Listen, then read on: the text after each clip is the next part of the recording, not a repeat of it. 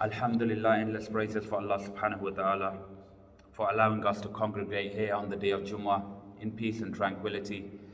Let's remember our fellow Muslim brothers and sisters around the world who are suffering. May Allah subhanahu wa ta'ala bestow His infinite mercy and blessings upon the entire ummah of Rasulullah sallallahu alayhi wa sallam. Ameen ya Rabbal Alameen.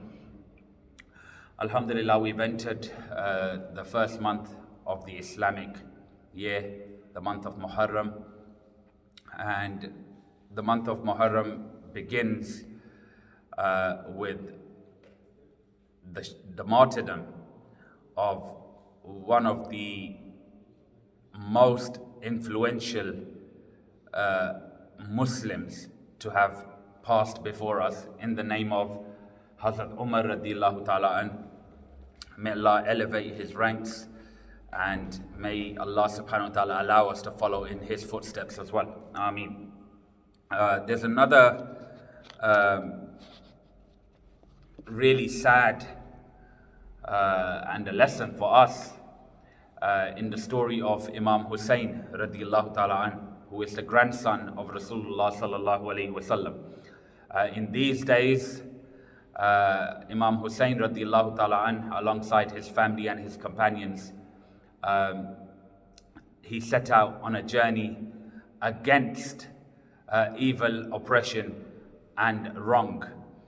The end of this journey resulted in the martyrdom of Imam Hussain radiallahu ta'ala an, who is the grandson of Rasulullah sallallahu alayhi wa sallam. As we all are aware, when Rasulullah sallallahu alayhi wa sallam departed from this temporary world, the first Caliph of Islam, Hazrat Abu Bakr as-Siddiq, who was a childhood friend of Rasulullah sallallahu alayhi wa sallam, the first man to accept Islam, he became the first Caliph of Islam, first leader of the Muslims.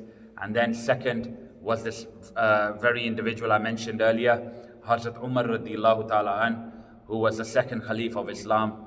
The third Caliph of Islam was someone by the name of Hazrat Uthman radiallahu ta'ala an, known as the one with two lights. Reason being because he was married to the daughter of Rasulullah sallallahu alaihi wasallam, and when she passed away, Rasulullah sallallahu alaihi wasallam gave his other daughter's hand to Uthman in marriage. So he was known as the one with two lights. After the martyrdom of Hazrat Uthman radiallahu ta'ala an, the fourth Caliph of Islam became the son-in-law of Rasulullah sallallahu alaihi wasallam, the cousin, in the name of Hazrat Ali radiallahu ta'ala an. Hazrat Ali was married to the youngest daughter of Rasulullah sallallahu alaihi wasallam, married to Sayyidah Khatun Jannah, Sayyidah Fatima radiallahu ta'ala anha. She was the beloved daughter, the only child that was alive. Out of the 7 children of Rasulullah sallallahu alaihi wasallam, 6 of them passed away in his lifetime, and the only one that was alive at the time when Rasulullah sallallahu alaihi wasallam departed from this world was Sayyidah Fatima radiallahu ta'ala anha, who is the youngest daughter. So she was married to Hazrat Ali radiallahu ta'ala an, and they had children, 2 of them, namely our leaders in Jannah, Imam Hussain and Imam Hussain.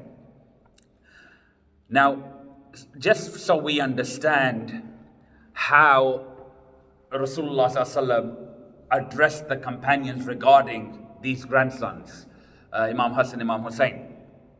As you all know, I'm actually sitting on the minbar right now.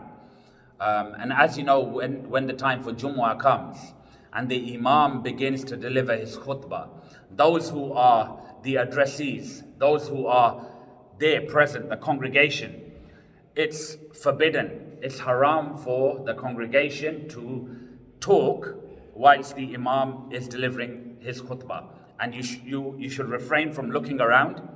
And if someone is talking, you are forbidden, you are not allowed to even ask the person to be quiet. Otherwise, you are equally guilty with him. So this is the extent of when the Imam is delivering the khutbah, that you should remain silent and pay attention and listen attentively.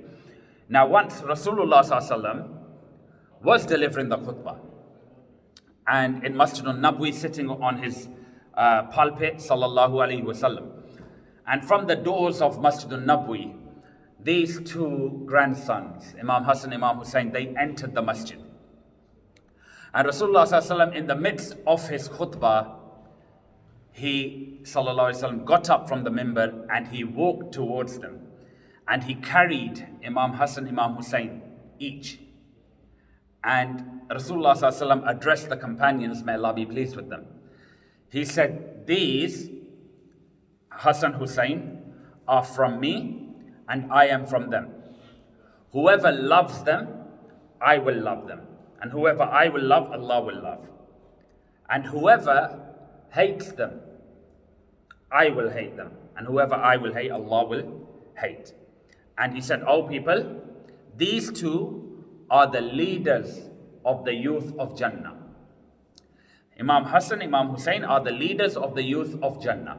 So whilst they were still kids, Rasulullah sallallahu alaihi wasallam informed them and the people that these will be your leaders in Jannah.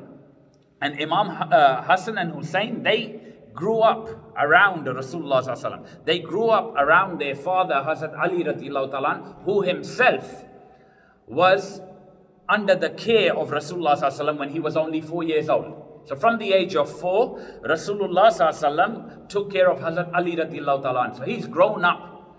You know, that's why Rasulullah sallallahu alaihi wasallam says that if I am the city of knowledge, Ali is the door to that knowledge.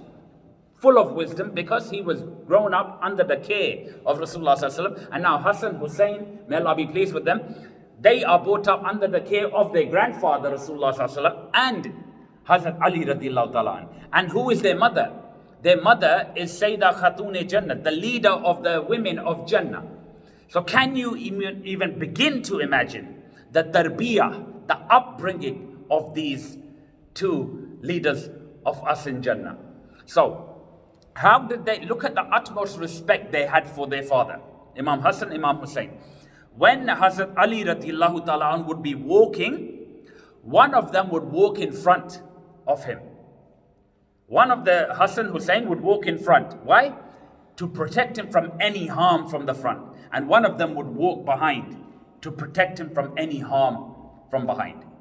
This is the adab, the respect and the reverence they had for their father. And today we look at our children. None of this is there. This is all part of the tarbiyah, the upbringing. And this is what Islam teaches us.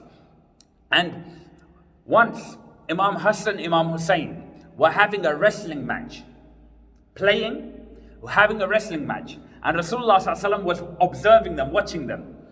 And Rasulullah sallallahu alaihi wasallam, it's not, when you have a younger child and an elder child, naturally the elders, they have more compassion towards the younger one. So out of Hassan and Hussain, Hussain radiallahu ta'ala was younger than Hassan. And when they are having their wrestling match, Rasulullah sallallahu alaihi wasallam, instead of cheering Imam Hussain, he's cheering Imam Hassan. So Sayyidah Fatima radiallahu ta'ala anha, she was watching this. And Rasulullah sallallahu alaihi wasallam saying, "Come on Hassan, come on Hassan."